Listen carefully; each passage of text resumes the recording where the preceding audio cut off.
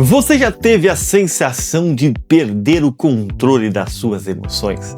De reagir com raiva, ansiedade ou tristeza e depois pensar: por que eu fiz isso?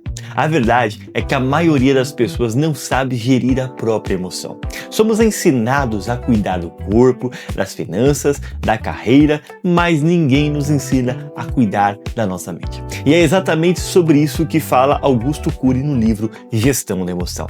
Ele mostra que o maior desafio da vida não é vencer o mundo lá fora, mas sim vencer o caos que existe aqui dentro. Hoje eu quero te mostrar as ideias principais desse livro e te ensinar como a você assumir o controle da sua própria mente para que as suas emoções trabalhem ao seu favor e não contra você.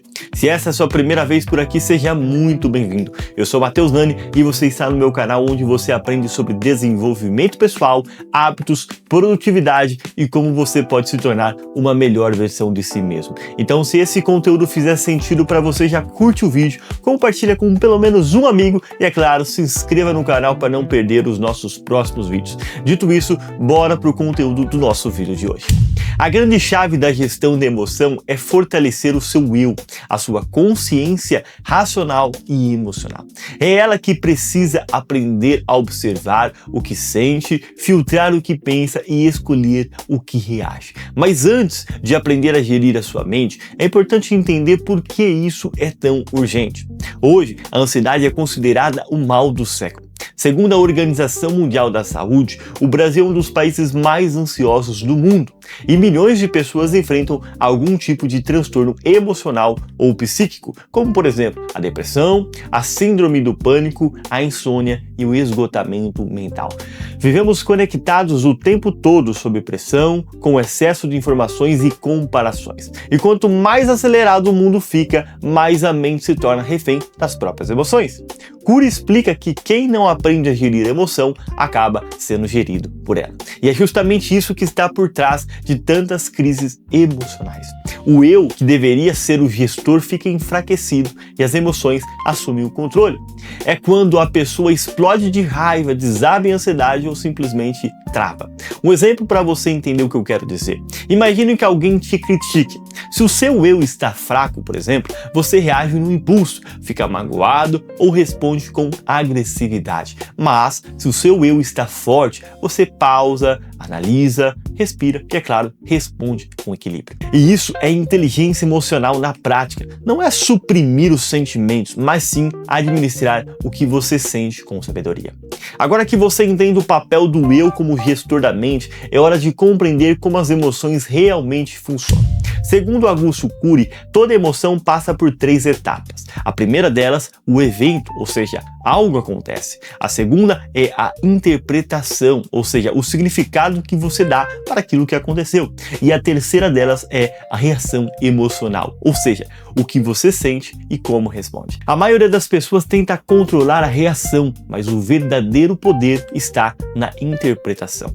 Não é o que acontece com você que te destrói, é o modo como você interpreta aquilo que acontece.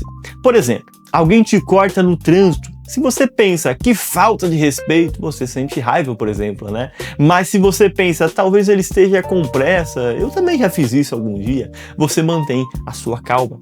Percebe?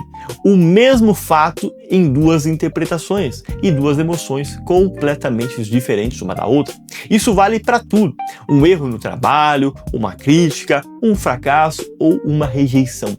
A dor é real, mas o sofrimento prolongado nasce da forma como a mente interpreta a experiência. Quando você entende esse ciclo, começa a perceber que tem poder sobre a sua resposta emocional, e isso é libertador. Você deixa de ser vítima dos acontecimentos e passa a ser o autor da sua própria história emocional. Augusto Cury diz que mudar a interpretação é reescrever o roteiro das suas emoções. Agora que você já entendeu como funciona o ciclo das emoções, vamos falar então do que realmente importa, como assumir o controle da sua própria mente no dia a dia.